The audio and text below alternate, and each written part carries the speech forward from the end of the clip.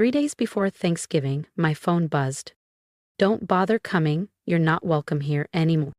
I stared at it, seated behind the glass desk in my Manhattan penthouse office, 39 floors above Central Park. Snow dusted the skyline. Below, guests stepped out of black cars and into the golden glow of the Sutton Royale Hotel. My hotel. Though my family didn't know that. The irony almost made me laugh. Almost. Another message followed. "We'll be arriving at the Sutton as usual tomorrow.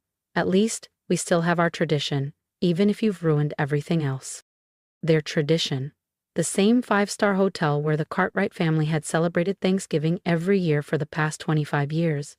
The place where I'd been made to feel like a stranger since I was 17. I picked up the desk phone. "Layla, could you pull up the Cartwright Thanksgiving reservation?" "Already in front of me, Miss Cartwright," my assistant replied. "Your parents and siblings will be checking in tomorrow. 3 luxury suites, full." I leaned back in my chair, eyes closing for a moment as last year's memories surged forward. That was when everything changed. "You want to use Cartwright funds to build transitional housing?" my father had snapped, waving my proposal like it was trash. "Our name supports museums and concert halls, not drug addicts and single mothers." "People are struggling, Dad," I'd said, calm but firm. "We could help." My mother shook her head. "You sound just like Aunt Eleanor. She embarrassed this family with her causes." As Aunt Eleanor, disowned for her activism decades ago. The same woman who secretly backed my purchase of the Sutton Royale when it hit the market last spring. My sister Caroline had added, "Honestly, Elise, sometimes I wonder if you're even a Cartwright." And my brother Mason? He'd just chuckled. "Let her throw her pennies at the poor.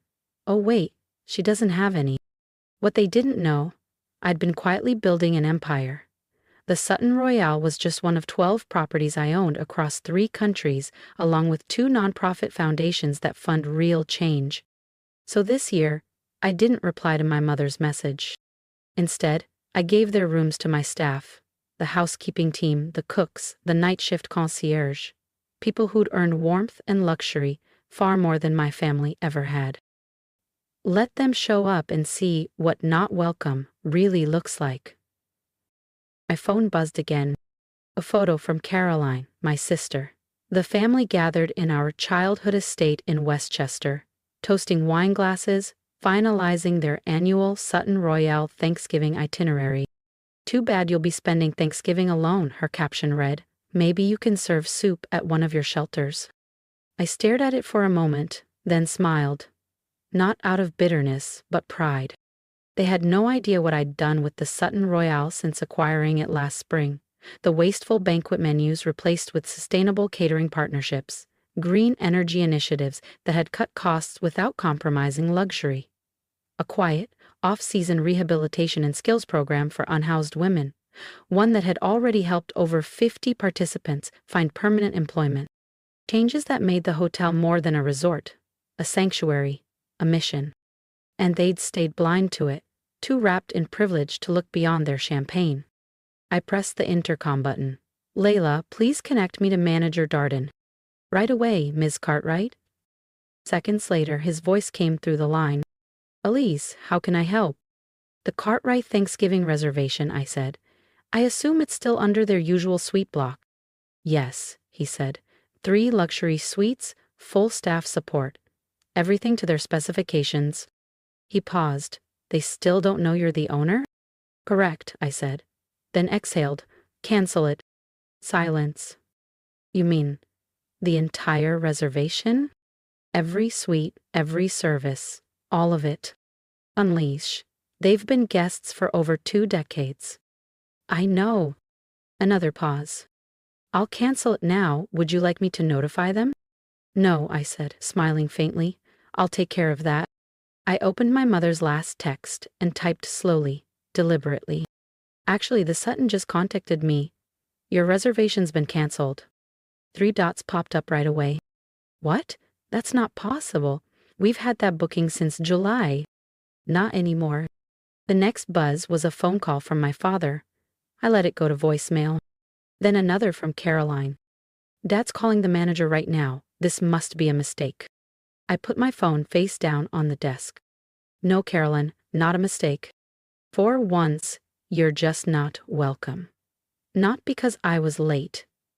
Not because I was too intense or too different, but because this is mine now. And I've learned that sometimes the best way to reclaim your place isn't to ask for a seat at their table. It's to build your own. And take back the keys they never thought you held. This is ridiculous. I waited, calm, knowing exactly what would happen next. Within minutes, my father's name appeared on my phone screen. A text followed. The manager says the cancellation came from the owner. This is outrageous. We're one of their most loyal clients. I took a deep breath and replied, yes, the owner canceled it. In fact, she's canceling your permanent booking altogether. A pause. Then, Mom.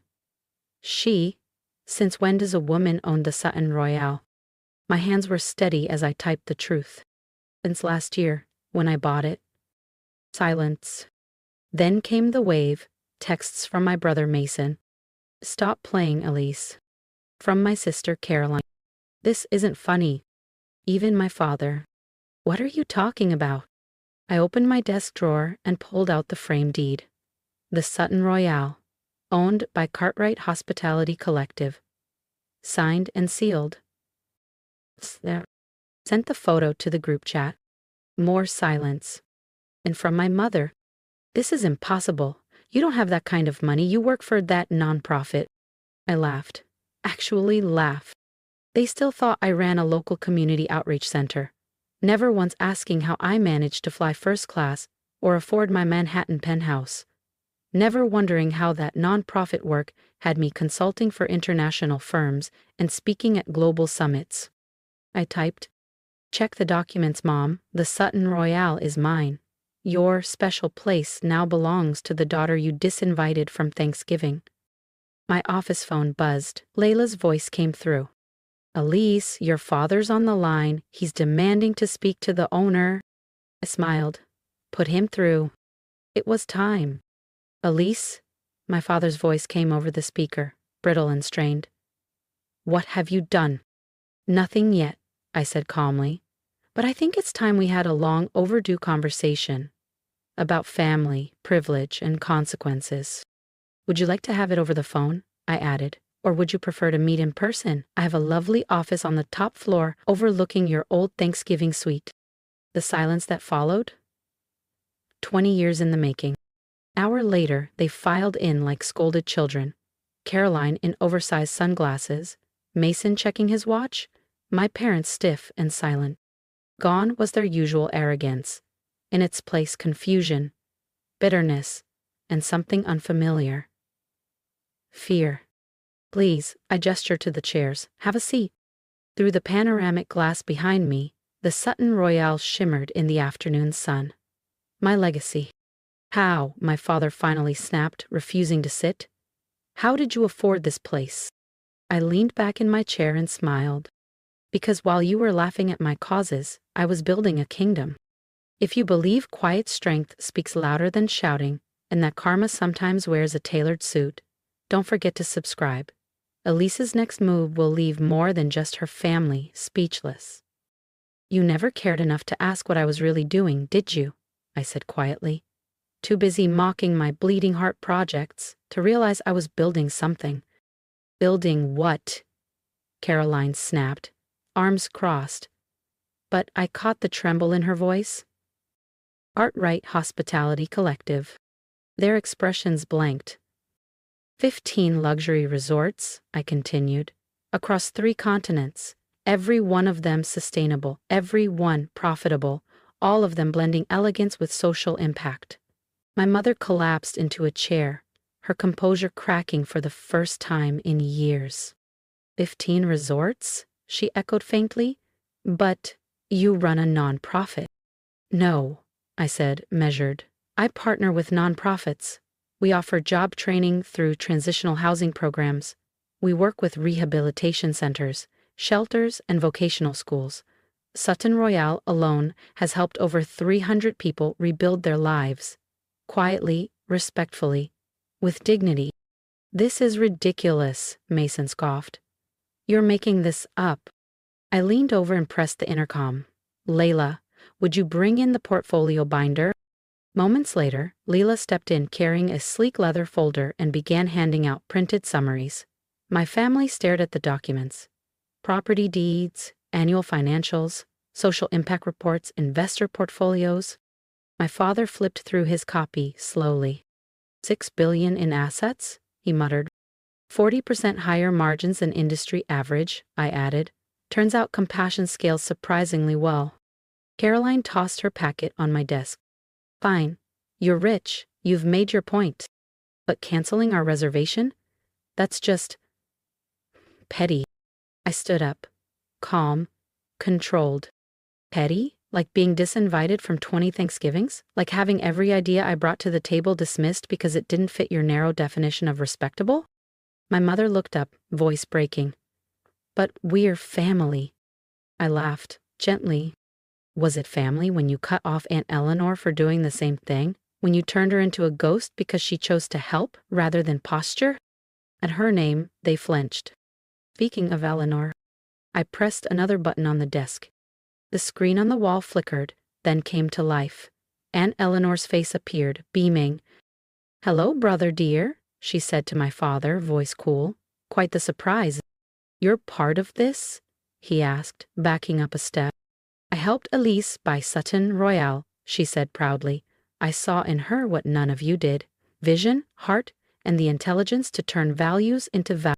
You helped her take our special place, my mother accused. Eleanor's smile sharpened. Your special place? The one where you spent 2 decades making her feel small, while she quietly built something that serves thousands? We'll sue, Mason threatened. We have permanent booking rights. Check your contract, I said, calmly. It expired last month. No renewal clause. I didn't renew them, I said. Silence pressed down on the room like fog. Outside, the Manhattan skyline glittered under late afternoon light. Cars moved steadily below. Guests continued checking into the Sutton Royale. The world didn't pause. Paradise, it seemed, continued, indifferent to the unraveling in my office. Finally, my father spoke, voice low. What do you want, Elise? I turned toward the window. What do I want?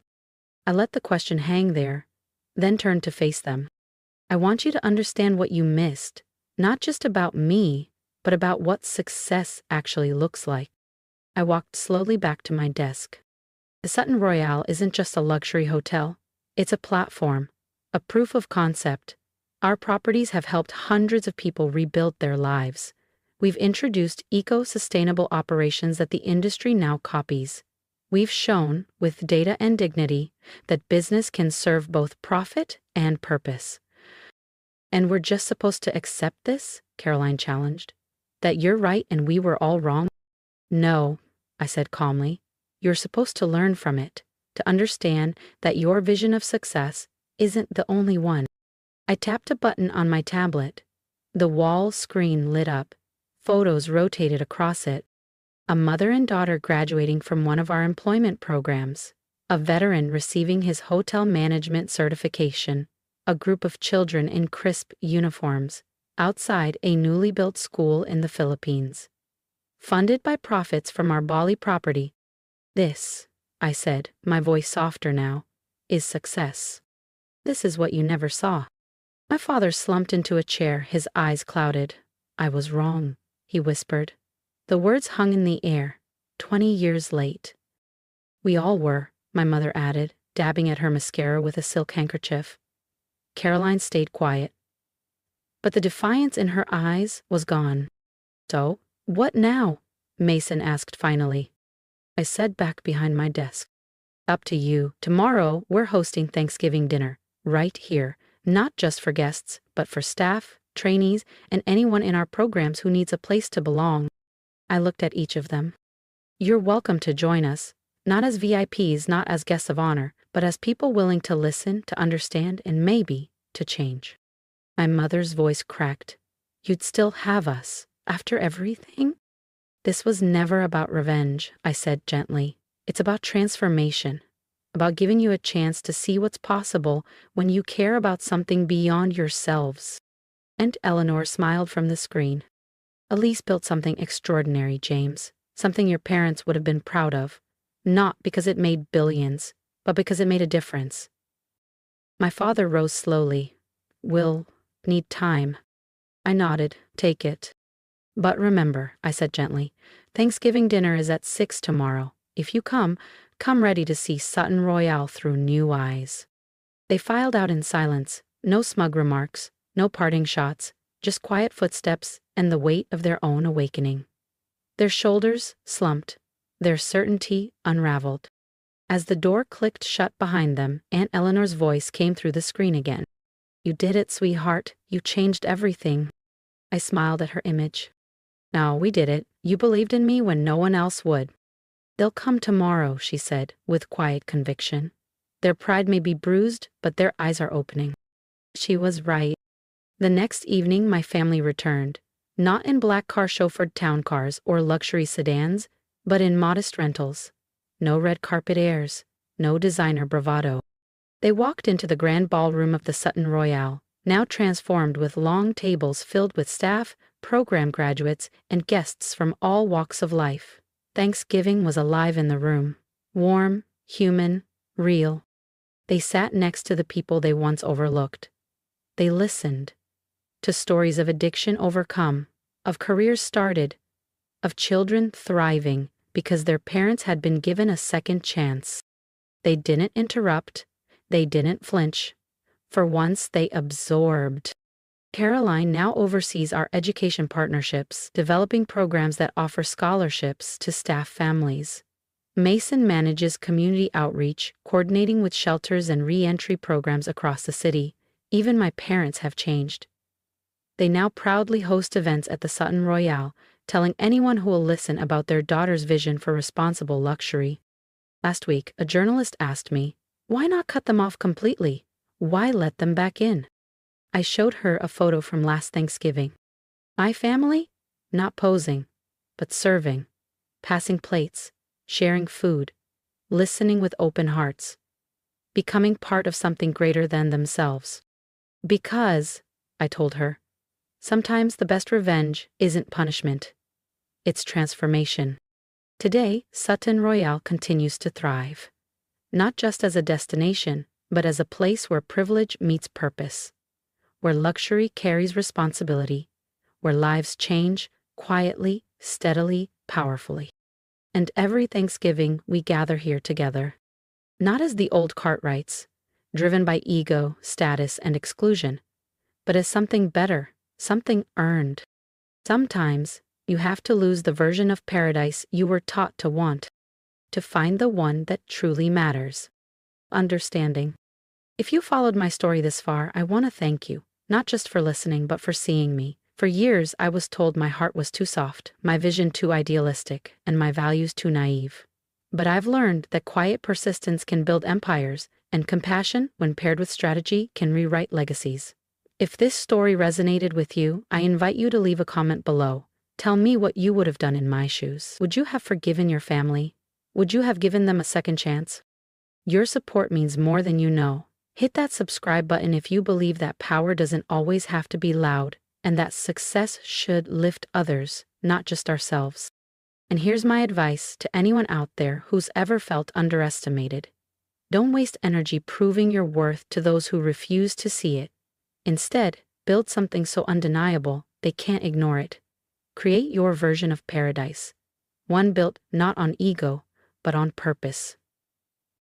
Because in the end, the best legacy you can leave is a life that made others better. And trust me, that kind of success never goes unnoticed.